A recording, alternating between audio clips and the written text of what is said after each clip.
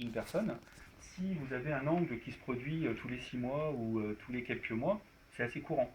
Si vous avez un angle qui se produit tous les 20 ans, c'est plus rare. Si vous avez un angle qui se produit tous les 80 ans ou 84 ans avec Uranus, là, vraiment, vous vous dites, non mais attends, là c'est vraiment une configuration qui est rare.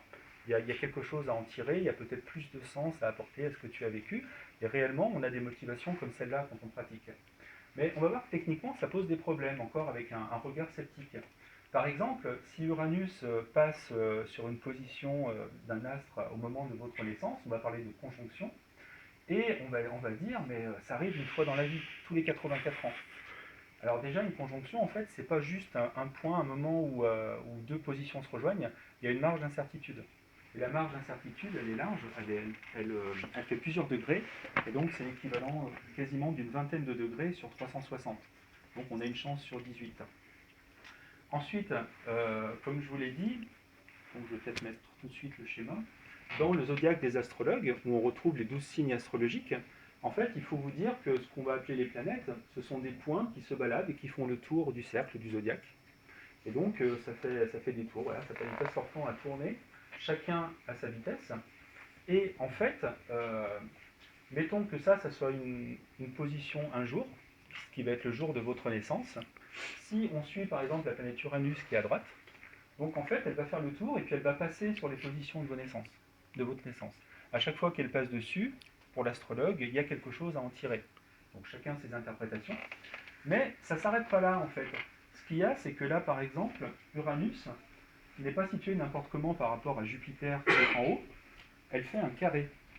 Si vous voyez, ça fait quasiment un angle droit. Et donc les astrologues, bon, le représentent comme ça, il y a un trait qui les relie, mais en fait ça signifie juste qu'il y a un angle droit par rapport au centre.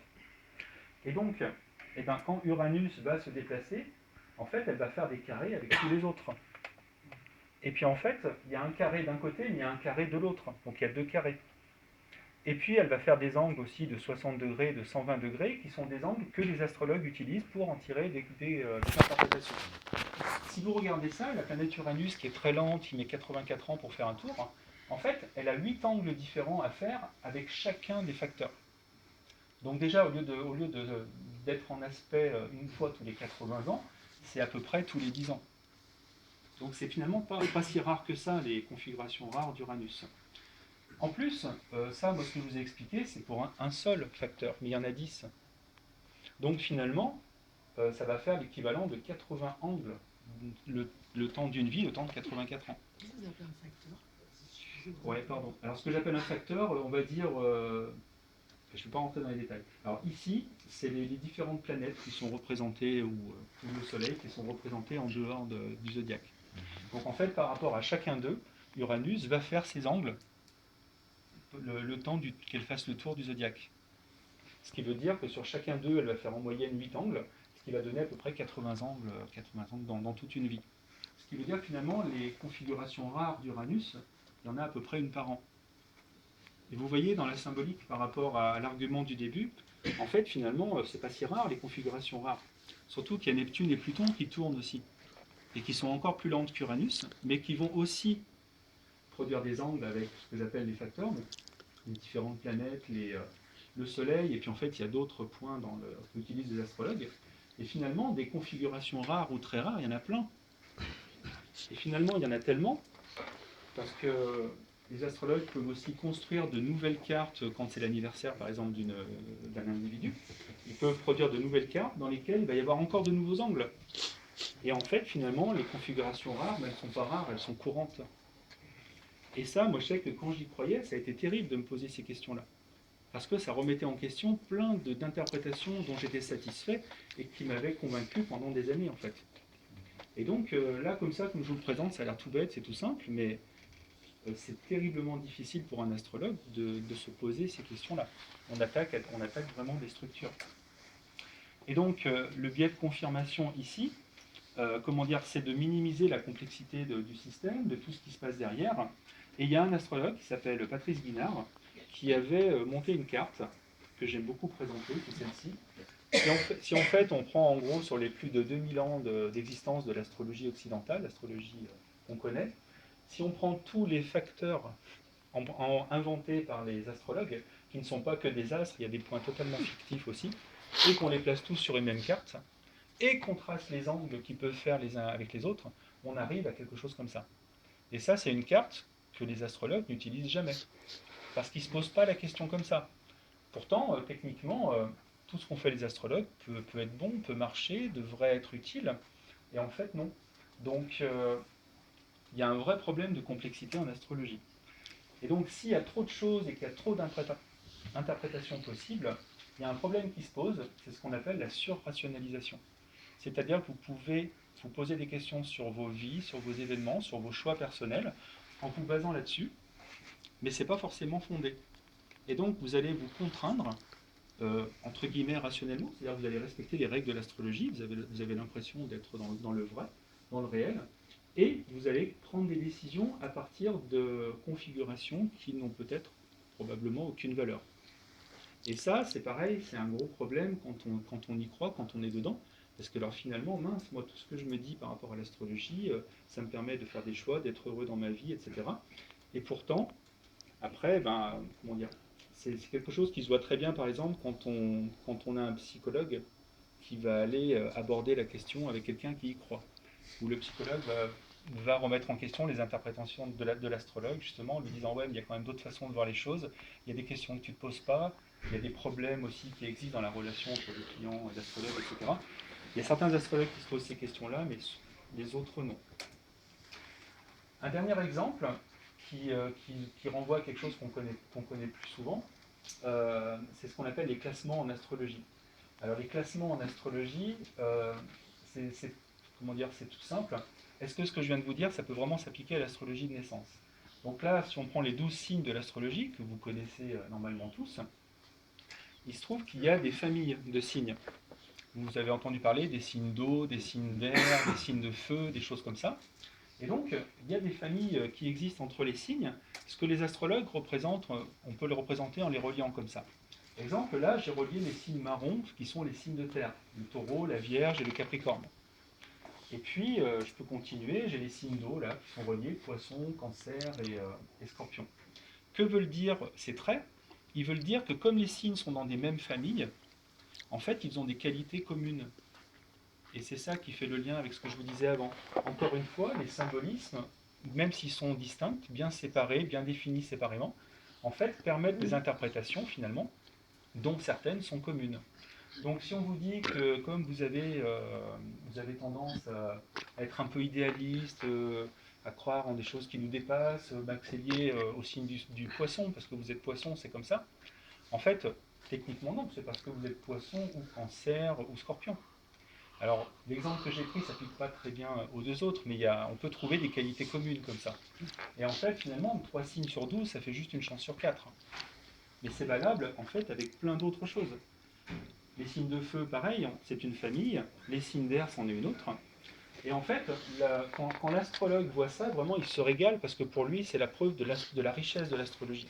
Parce que ça amène à une infinité de rapports, de liens entre les symbolismes. D'une certaine manière, c'est passionnant, mais pour moi, c'est purement théorique. Alors que pour le sceptique que je suis, par exemple, moi, je vais voir la chose à l'envers. C'est-à-dire, je vais leur dire, ouais, mais donc là, il y a encore une même interprétation qu'on peut obtenir de plusieurs façons.